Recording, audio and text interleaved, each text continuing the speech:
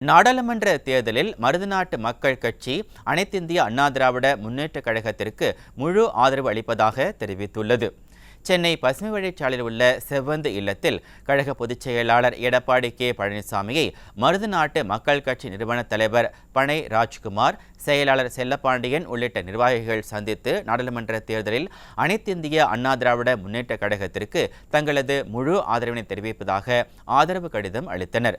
பின்னர் செய்தியாளர்களிடம் பேசிய தேவேந்திர குல வேளாளர்களின் கோரிக்கைகளை நிறைவேற்றிய புரட்சித் தமிழர் எடப்பாடி கே பழனிசாமிக்கு மருதநாட்டு மக்கள் கட்சி எப்பொழுதும் ஆதரவளிக்கும் என தெரிவித்தார்.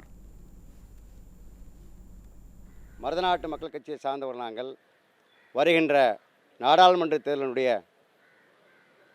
முழு ஆதரவினை தெரிவிக்கும் விதமாக ஐயா அவர்களை சந்தித்துவிட்டு வந்திருக்கின்றோம். தென் மாவட்டங்களிலே அதிகமாக தேவேந்திர வேளாளர் மக்கள் வசிக்கிறார்கள். அந்த மக்களுடைய நீண்ட நெடிய நாள் கோரிக்கைகளான தேவேந்திர குல வேளாளர் என்ற பெயர் மாற்ற கோரிக்கையை வலியுறுத்தி அந்த மக்கள் தொடர்ச்சியாக 40 ஆண்டுகளுக்கு மேலாக போராடினார்கள். மரியாதைக்குரிய ஐயா முதல்வராக இருந்த பொழுது மருதநாட்டு மக்கள் கட்சி சார்ந்தவர்கள் நாங்கள் மதுரையிலே இந்த ஒற்றை கோரிக்கையை வலியுறுத்தி மதுரை பாண்டிக்கோயில் அருகிலே ஒரு மாநாடை நடத்தி இந்த கோரிக்கையை வலியுறுத்தி ஒரு மாநாடு நடத்தினோம். அந்த கோரிக்கையை ஏற்று